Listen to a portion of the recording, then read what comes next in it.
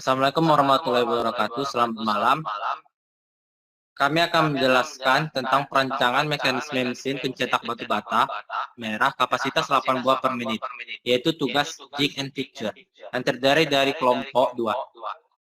Di mana saya, Ahmad Abi Paranasution, kedua Dimas Saputra, ketiga Jeremy Gideon Pernip, keempat Ucok Syotang, kelima Puspa Nurjannah, yang dimana awal penjelasan akan disampaikan oleh Jeremy.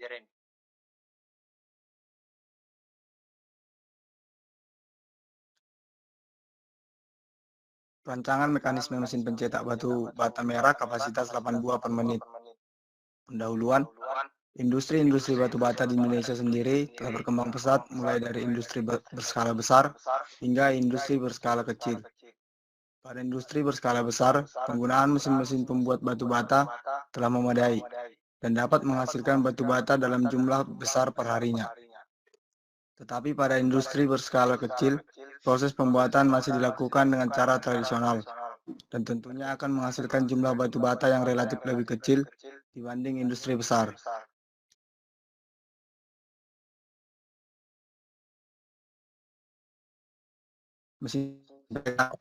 Pada umumnya, proses pembuatan batu bata dilakukan dalam 4 tahap, yaitu tahap pencampuran bahan baku hingga menghasilkan campuran batu bata, tahap pencetakan campuran batu bata, tahap pengeringan, dan tahap pembakaran. Hampir di setiap industri pembuatan batu bata, keempat proses tersebut dilakukan dengan metode yang sedikit berbeda, baik dari jenis campurannya, cara pelaksanaannya, maupun apa yang digunakan. Pada dasarnya, industri-industri tersebut berupaya untuk menghasilkan batu bata dengan kualitas yang baik. Campuran batu bata terdiri dari tanah lempung yang dicampur air dan HCl dengan komposisi yang telah ditentukan. Campuran tersebut kemudian dicetak, dikeringkan, dan dibakar. Semua proses tersebut masih dilakukan secara tradisional. Dibutuhkan suatu mekanisme baik itu mekanisme pengaduk, mencetak, pengering, maupun pembakaran sebagai sarana untuk mempermudah pelaksanaan proses, menghemat tenaga kerja, dan meningkatkan jumlah produksi. Untuk merealisasikan hal ini, sebaiknya dirancang sekaligus dibuat suatu mekanisme pencetak, yaitu mesin pencetak campuran batu bata merah yang diharapkan dapat membantu proses pembuatan dan meningkatkan jumlah produksi batu bata merah di industri skala kecil.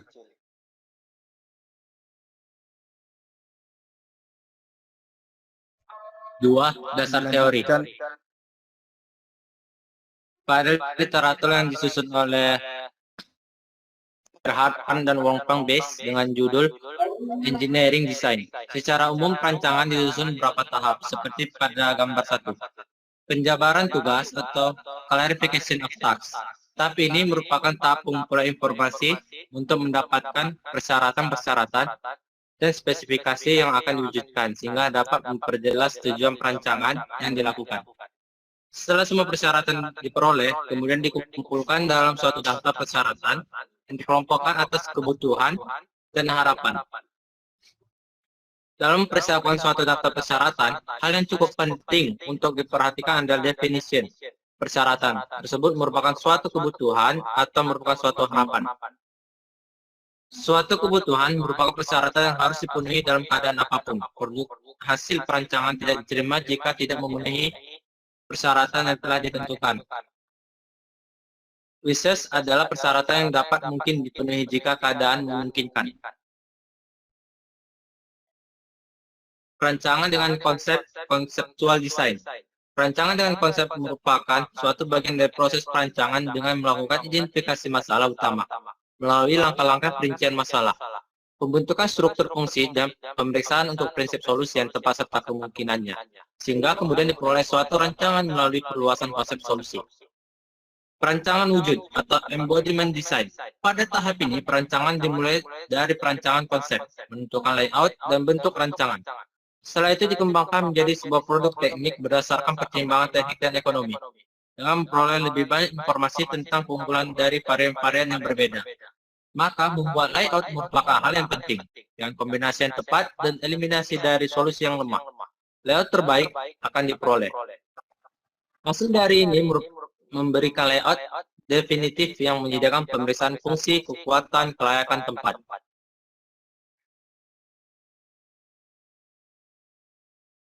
Perancangan secara terperinci atau detail design. Pada tahap ini, bentuk perancangan dimensi, karakteristik bagian-bagian komponen, spesifikasi material, pengecekan ulang berdasarkan kelayakan teknik dan ekonomi. Seluruh gambar serta dokumen-dokumen produksi yang telah dihasilkan dalam perancangan perlu diperhatikan juga adanya keterkaitan umum yang terdapat pada sistem benda teknik itu. Yang pertama adalah kaitan fungsi, yaitu keterkaitan antara masukan dan keluaran dari suatu sistem untuk melakukan kerja tertentu yang berhubungan dengan lingkungan sekitar. Yang kedua adalah kaitan kerja, yaitu hubungan di mana kerja merupakan bagian dari proses fisika yang dipilih berdasarkan adanya efek fisika geometri seperti dimensi, struktur, dan ciri-ciri material. Yang ketiga adalah kaitan bentuk. Realisasi bentuk dari bahan menjadi struktur yang dilengkapi penataan lokasi pemilihan gerak. Yang keempat adalah kaitan sistem, atau di mana gambar teknik merupakan bagian dari suatu sistem yang menyeluruh dari perancangan A.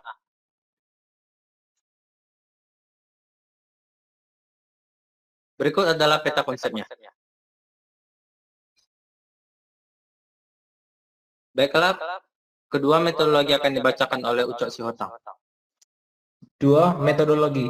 Dalam perancangan mesin ini digunakan metode perancangan yang disusun oleh Gerhardit, Pahil, dan Wolfgang Bates yang dijabarkan dalam bukunya Engineering Design.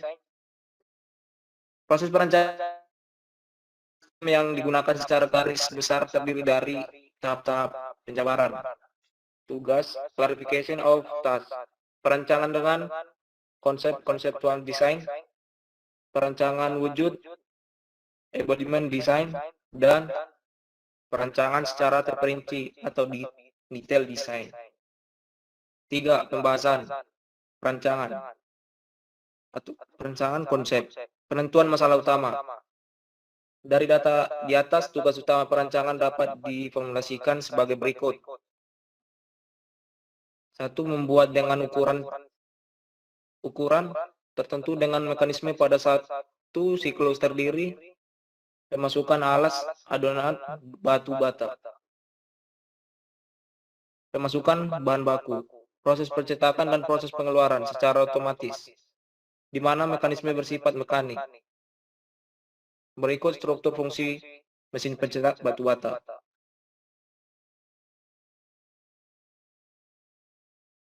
Pengkajian prinsip-prinsip solusi masalah.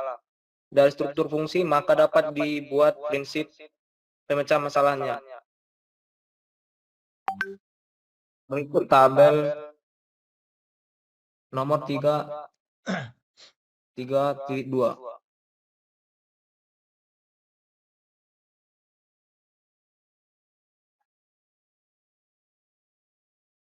Berikut dibacakan oleh Puspa Nurjana.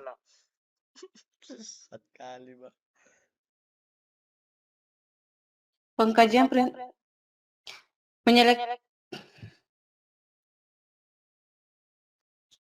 Pengkajian prinsip-prinsip solusi masalah. Dari struktur fungsi, maka dapat dibuat prinsip pemecahan masalahnya lihat tabel 32. Prinsip pemecah masalah subfungsi. Ubah elektronik listrik ke elektronik mekanik. Solusi 1. Motor AC atau induksi. 2. Motor sinkron. 3. Motor DC. 2. Ubah torsi dan kecepatan putaran. Solusi 1. Roda gigi. Solusi 2. Roda gigi miring. 3. Roda gigi cacing. 4. Puli dan sabuk. 5. Rantai dan sproket. 3. Ubah kedudukan poros atau tegak lurus. Solusi 1. Roda gigi cacing. 2. Roda gigi kerucut. 3. Roda gigi spiral. 4. Ubah kecepatan putaran agar terputus-putus. Solusi 1. Dengan seperempat roda gigi. 2. Roda Geneva. 4. reset. 5. Ubah arah penekan. 3. Rantai dan sproket.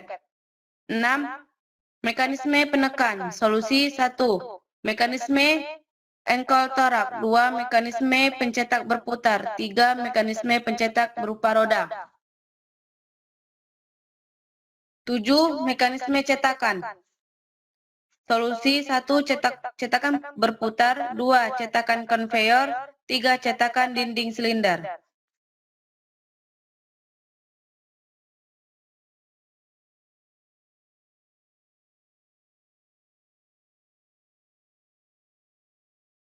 Menyeleksi penggabungan kombinasi prinsip, solusi, dan membuat beberapa varian. Dari hasil seleksi di atas, yang disebut konsep varian dapat diambil 3 buah varian yang memungkinkan dapat dibuat, yaitu varian 1, 1:1, 3.2, 1.5, 2.6, 2.7. Varian 2, 1.1, 4.2, 2.3, 2.4, 3.5, 1.6, dan 1.7.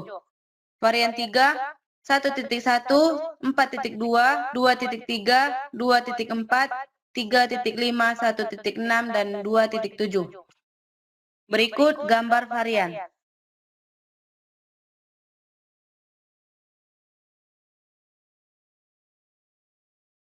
Varian-varian yang terpilih dievaluasi dengan menggunakan bobot kriteria evaluasi.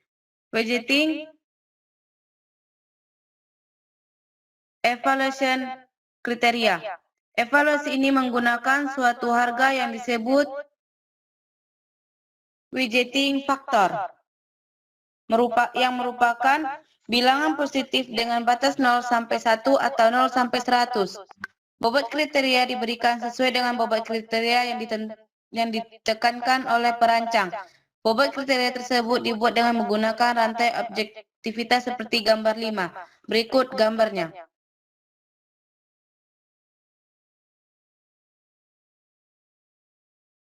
Tabel 2 evaluasi konsep varian. Berikut tabelnya. Jadi dari hasil evaluasi berdasarkan bobot kriteria, maka varian 2 merupakan varian yang dipilih dalam perancangan. Varian yang terpilih merupakan mesin dengan mekanisme crank silinder dan roda Geneva.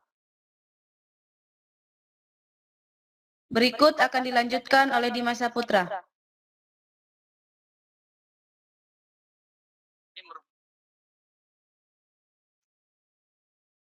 Perancangan wujud dari varian konsep yang terpilih, maka dapat dirancang komponen secara detail serta layout komponen yang saling berhubungan satu sama lain sehingga dapat mewujud mesin mencetak batu bata secara keseluruhan.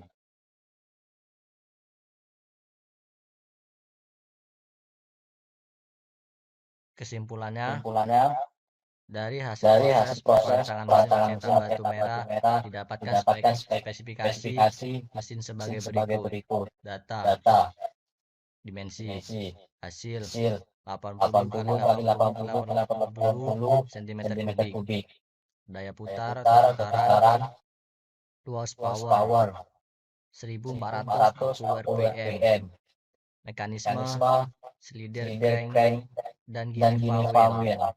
Kapasitas produksi 480 batu per jam. Itu saja sekian dari presentasi kami. Selanjutnya kami serahkan kepada moderator Ahmad Andi Farhan. Baiklah, terima kasih kepada Saudara Dimas dan teman-teman sekalian yang telah menyempatkan waktu dan kesempatan untuk kita melakukan presentasi ini. Itu dia hasil presentasi kami tentang pencetakan batu bata selama 8 menit. Baiklah, kami sudahi dengan Assalamualaikum warahmatullahi wabarakatuh.